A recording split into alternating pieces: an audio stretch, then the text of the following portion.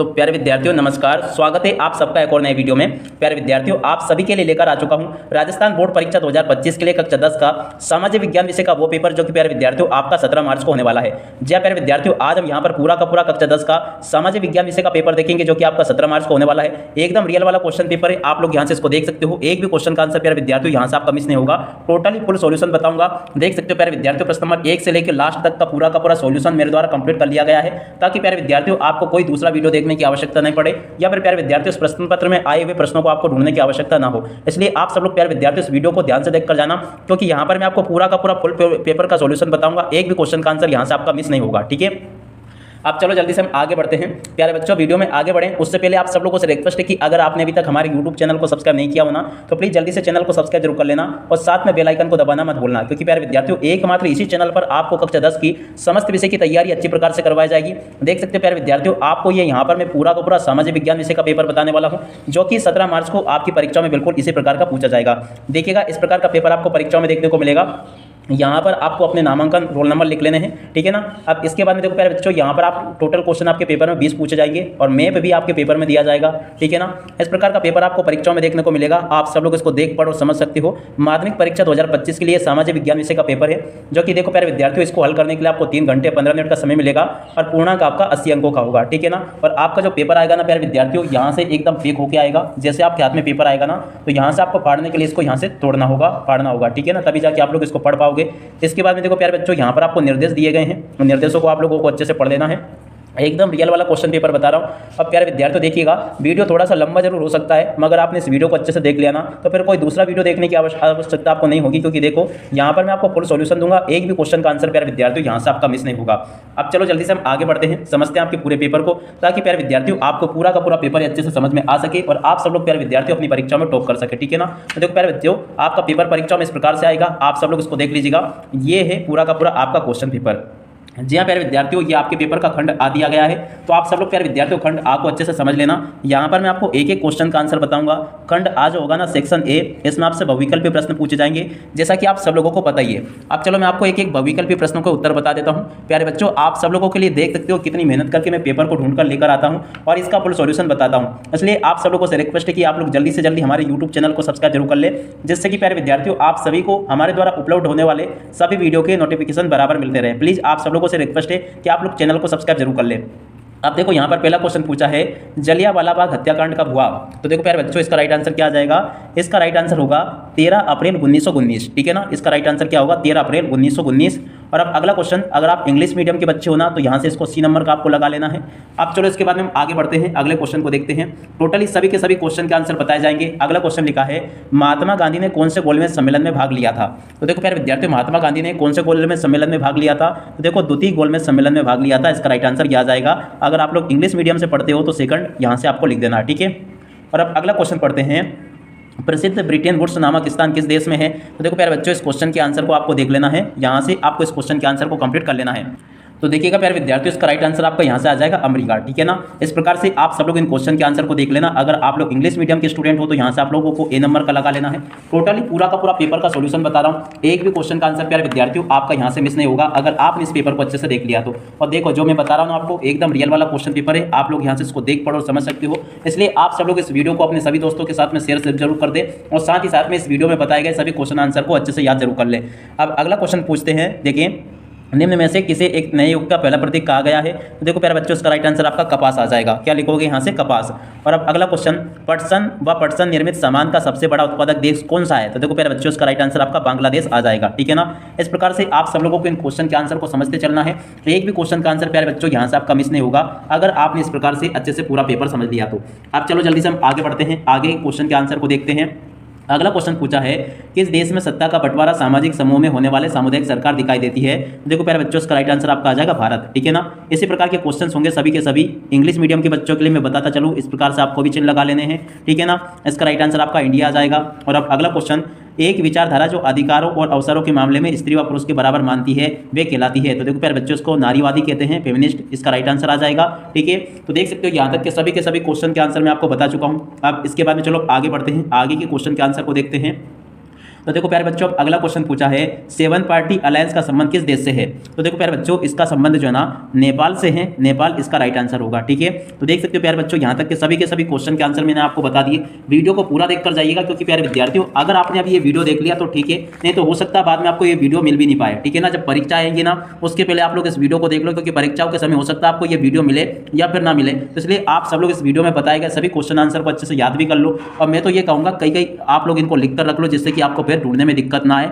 क्योंकि देखो अभी आप लोग देख पा रहे हो, मगर कुछ समय बाद हो सकता है कि आपको ये वीडियो देखने को ना मिले। ठीक है, अगला क्वेश्चन पढ़ते हैं, बाजार में उपभोक्ता के लिए नियमों और विनियमों की आवश्यकता होती है। तो देखो ये जो क्वेश्चन पूछा गया ना, इसका राइट आंसर आपका आ जाएगा उपभोक्ता सुरक्षा के लिए। अब देखो प्यारे बच्चों, अगर आप लोग इस पेपर की पीडीएफ को प्राप्त करना चाहते हो ना, तो हमने इंस्टाग्राम का लिंक दे रखी है, हमें फॉलो कर ले और वहाँ पर मैं आपको इसकी पीडीएफ की फोटो या पीडीएफ उपलब्ध करवा दूंगा। ठीक है, अगला क्वेश्चन पढ़ते हैं, भारत में इसके द्वारा करेंसी नोट जारी किए जाते हैं, bank of India, state bank of India, reserve bank of India या यूनियन बैंक ऑफ इंडिया। तो देखो प्यारे बच्चों, इसका राइट आंसर आपका आ जाएगा रिजर्व बैंक ऑफ इंडिया। ठीक है ना, इसका राइट आंसर ये होगा। अगर आप लोग इंग्लिश मीडियम के बच्चे हो तो आप लोग यहाँ से इसको भी देख लें। यहाँ तक के सभी क्वेश्चन के आंसर मैंने आपको बता दिए। अगला क्वेश्चन पढ़ते हैं, कौन सा प्रगलन उद्योग भारत में दूसरा सर्वाधिक महत्वपूर्ण धातु शोधन उद्योग है? तो देखो प्यारे बच्चों, यहाँ पर जो आपका प्रश्न नंबर 11 दे रखा है ना, इसका राइट आंसर आपका आ जाएगा लोहा अयस्क प्रगलन उद्योग। ठीक है ना, 11 का राइट आंसर आपका ये आएगा। और अब अगला क्वेश्चन पढ़ते हैं, निम्न में से कौन सी कंपनी एक से अधिक देशों में उत्पादन पर नियंत्रण अथवा स्वामित्व रखती है? तो देखो प्यारे बच्चों, ये वाला जो क्वेश्चन दिया गया ना, इसका राइट आंसर आपका आ जाएगा बहुराष्ट्रीय कंपनी। ठीक है ना, बहुराष्ट्रीय कंपनी इसका राइट आंसर होगा। आशा करता हूं कि प्यारे बच्चों, यहाँ तक का सभी के सभी जो क्वेश्चन आंसर मैंने बताया ना आपके पेपर में, सभी के सभी आपको अच्छे से समझ में आ गए होंगे। अब चलो इसके बाद में आगे बढ़ते हैं, आगे के सभी क्वेश्चन को देखते हैं। तो देखिएगा प्यारे विद्यार्थियों, आगे आपके पेपर में प्रश्न नंबर 2 में रेगिस्तान पूर्ति इस प्रकार से देखने को मिलेगी। तो आप सब लोग यहाँ से रेगिस्तानों की पूर्ति को भी अच्छे से देख कर जाइएगा। पहला क्वेश्चन पूछा है, प्रथम महायुद्ध मुख्य रूप से महाद्वीप में लड़ा गया। तो देखो कौन से महाद्वीप में लड़ा गया, यहां से आपको लिख देना यूरोप महाद्वीप में प्रथम महायुद्ध लड़ा गया। और अब अगला क्वेश्चन, सुंदर लेखन की कला कहलाती है। तो देखिएगा प्यारे विद्यार्थियों, सुंदर लेखन की कला को क्या कहते हैं? कैलीग्राफी इसको कहा जाता है। क्या लिखोगे यहाँ से? केली और उसके बाद में ग्राफी। ठीक है ना, कैलीग्राफी या हिंदी में बोले तो सुलेख। ठीक है ना। और अब अगला क्वेश्चन लिखते हैं, सन में श्रीलंका स्वतंत्र राष्ट्र बना। तो देखो प्यारे विद्यार्थियों, सन 1948 में श्रीलंका स्वतंत्र हुआ था। यहाँ से आपको लिख देना 1948। ठीक है, यहाँ तक के सभी क्वेश्चन के आंसर मैं आपको बता चुका हूँ। और अब अगला क्वेश्चन पढ़ते हैं, यूएनडीपी द्वारा प्रकाशित मानव विकास रिपोर्ट देश की तुलना शैक्षणिक स्तर और प्रति व्यक्ति आय के आधार पर की जाती है। तो देखो प्यारे विद्यार्थियों, यहाँ पर जो खाली जगह दे रखी थी ना, यहाँ पर आपको लिखना था जीवन प्रत्याशा। क्या लिखते हैं यहाँ पर? जीवन प्रत्याशा यहाँ पर आपको लिखना था। ठीक है ना, इस प्रकार से इसका राइट आंसर किया जाता। और अब अगला क्वेश्चन, प्रणाली में मुद्रा का उपयोग किए बिना वस्तु का विनिमय होता था। तो देखो प्यारे बच्चों, कौन सी विनिमय प्रणाली में होता था? तो देखो यहाँ पर आपको लिखना था वस्तु विनिमय प्रणाली। तो देखो यहाँ पर आपको क्या लिखना था? यहाँ पर आपको लिखना था वस्तु और उसके बाद में विनिमय, वस्तु विनिमय, और इसके बाद में यहाँ से आपको इस प्रकार से वस्तु विनिमय लिखना था। प्रणाली में मुद्रा का उपयोग किए बिना वस्तुओं का विनिमय होता था। ठीक है। और अब अगला क्वेश्चन पढ़ते हैं, 24 दिसंबर 1986 में भारत की संसद में अधिनियम पारित किया गया। तो देखो प्यारे विद्यार्थियों, सूचना का अधिकार अधिनियम, ये नहीं, यहाँ पे 24 दिसंबर 1986 को कौन सा अधिनियम पारित हुआ था? रुको, थोड़ा सा सोचना पड़ेगा इसके बारे में। तो देखिएगा प्यारे विद्यार्थियों, इस तारीख में जो है ना कौन सा अधिनियम पारित किया गया था, यहाँ से आपको लिख देना है उपभोक्ता संरक्षण अधिनियम। कौन सा? उपभोक्ता और उसके बाद में संरक्षण अधिनियम। ठीक है ना, इस प्रकार से आपको ये लिखना था, ये इसका राइट आंसर आ जाता। ठीक है, इस जगह पर आपको ये भरना था।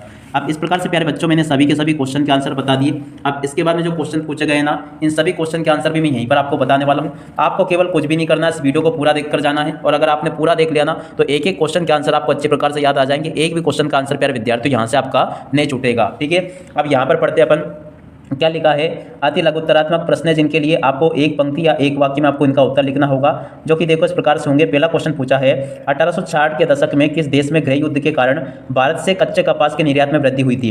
1 नंबर का क्वेश्चन पूछा गया है। तो देखो आपको क्या करना है, किस को हटा देना है, ये किस हटा दोगे, पूरी की पूरी लाइन में आपको इसका उत्तर लिखना होगा। और किस को हटाकर यहाँ पर आपको क्या लिख देना? अमेरिका लिख देना है। ठीक है ना, तो इसका उत्तर अमेरिका आ जाएगा। और अब अगला क्वेश्चन, अंतर्राष्ट्रीय पुनर्निर्माण एवं विकास बैंक को अन्य किस नाम से जाना जाता है? तो देखो प्यारे बच्चों, इस क्वेश्चन का आंसर ये लिखा है, इसको विश्व बैंक के नाम से जाना जाता है। तो आपको क्या करना है, अन्य किस नाम से जाना जाता है? तो देखो यहाँ से आपको अन्य किस हटा देना है और यहाँ पर विश्व बैंक के नाम से जाना जाता है, ये इसका उत्तर बन जाएगा। ठीक है ना, इसी प्रकार से आपको कॉपी में बिल्कुल व्यवस्थित रूप से अच्छे से लिख कर आना होगा। अगर आप लोग अच्छी प्रकार से कॉपी लिखोगे ना, तो आपके नंबर भी अच्छे आएंगे। और जो आपकी कॉपी को टीचर चेक करेगा ना, वो टीचर चेक करते टाइम पे आपको नंबर भी ज़्यादा देगा, क्योंकि उसको अच्छे से समझ में आ जाएगा कि आपने क्या लिखा। और अब अगला क्वेश्चन, जॉन सिंह गुटेनबर्ग ने किस यंत्र का आविष्कार किया? तो देखो यहाँ से आपको किस हटाना है और उसकी जगह पर आपको ये मुद्रण लिख देना है, ठीक है ना। तो इसका उत्तर यह आ जाएगा। और अब अगला क्वेश्चन पढ़ते हैं।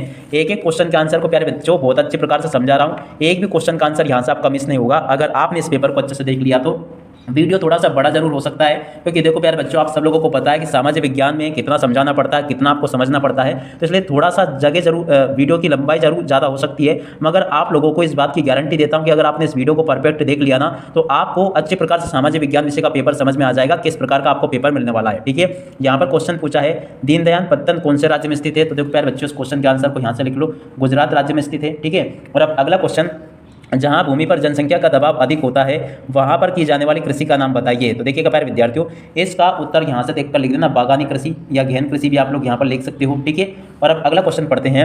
अपने अनुसार सिंचाई के नए क्षेत्रों में फसल प्रारूप कैसे परिवर्तित कर दिया जाता है, संक्षेप में समझाइए। तो देखिएगा प्यारे बच्चों इस क्वेश्चन के आंसर को यहां से देख लीजिएगा, ये पूरा का पूरा आंसर मैं आपको बता चुका हूं, इसका उत्तर ये लिखा है। और अब अगले क्वेश्चन को पढ़ते हैं। समरूप समाज किन देशों में पाया जाता है, कोई दो नाम लिखिए।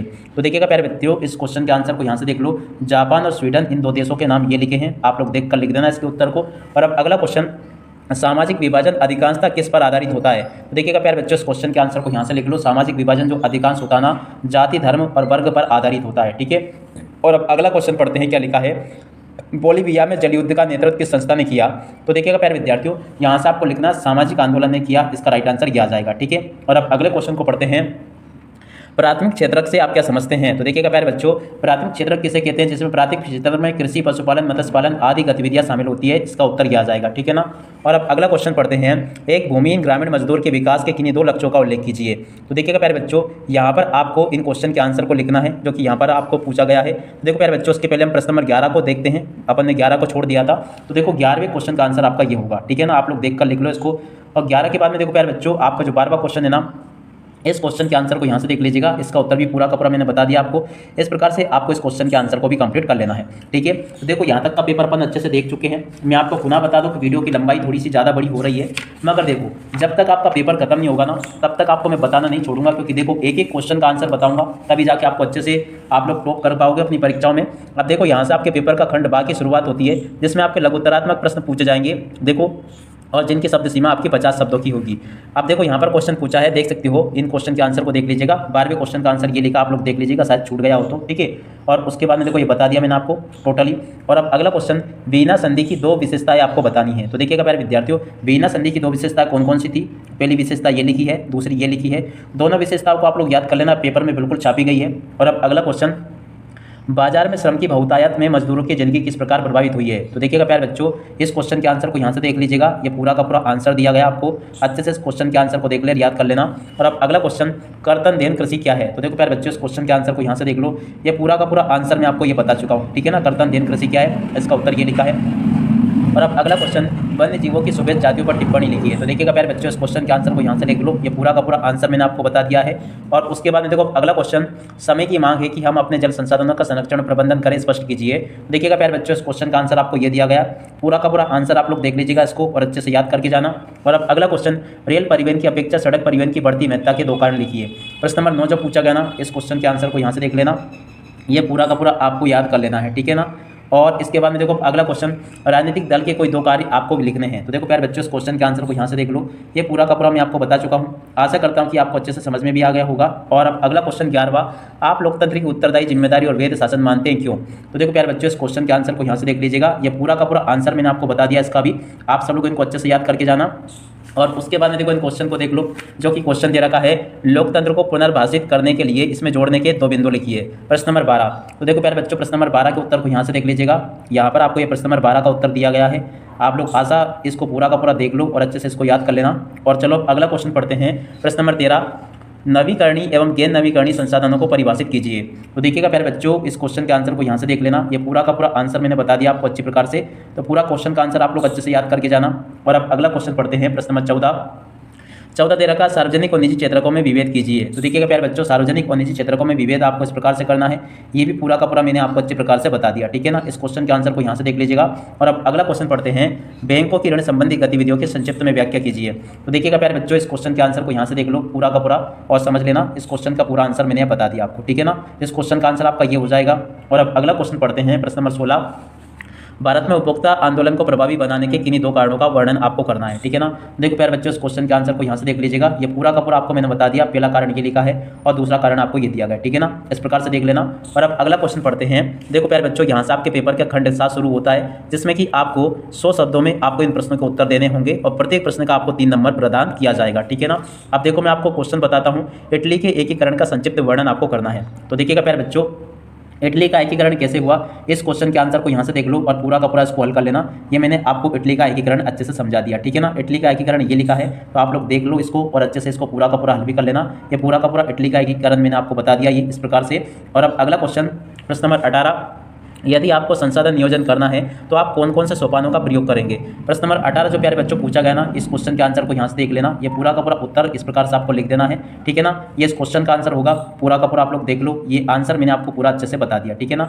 और अब अगला क्वेश्चन पढ़ते हैं। प्रश्न नंबर 19, भारत में महिलाओं को राजनीति में प्रतिनिधित्व देने की स्थिति पर अपने विचार व्यक्त कीजिए। तो देखो प्यारे बच्चों, प्रश्न नंबर 19 जो पूछा गया ना, इस क्वेश्चन के आंसर को यहाँ से देख लीजिएगा। ये पूरा का पूरा उत्तर आपको दिया गया है, ठीक है ना। आप लोग अच्छे से इस उत्तर को देख लो और पूरा का पूरा इसको याद कर लो। सभी के सभी क्वेश्चन के आंसर मैंने आपको अच्छे से ये बता दिए, ठीक है। और अब अगला क्वेश्चन, प्रश्न नंबर 20, विदेशी व्यापार विभिन्न देशों में सब बाजारों के एकीकरण में सहायता होता है, इस कथन के पक्ष में अपने 3 तर्क दीजिए। तो देखिएगा प्यारे बच्चों, इस क्वेश्चन के आंसर को यहाँ से देख लीजिएगा। पूरा का पूरा उत्तर मैंने आपको बता दिया है। आशा करता हूँ कि पूरा का पूरा उत्तर आपको अच्छे से समझ में आ गया होगा, ठीक है। यहाँ तक के सभी क्वेश्चन के आंसर मैं आपको बता चुका हूँ। अब चलो इसके बाद में देखो आगे बढ़ते हैं, आगे पेपर को समझते हैं। प्यारे बच्चों, एकदम रियल वाला पेपर बता रहा हूँ। अभी आपकी मर्जी है कि आप लोग इसको पूरा कंप्लीट करो या फिर मत करो, क्योंकि देखो इसी प्रकार के क्वेश्चन होंगे जो कि पूछे जाएंगे आपके पेपर में।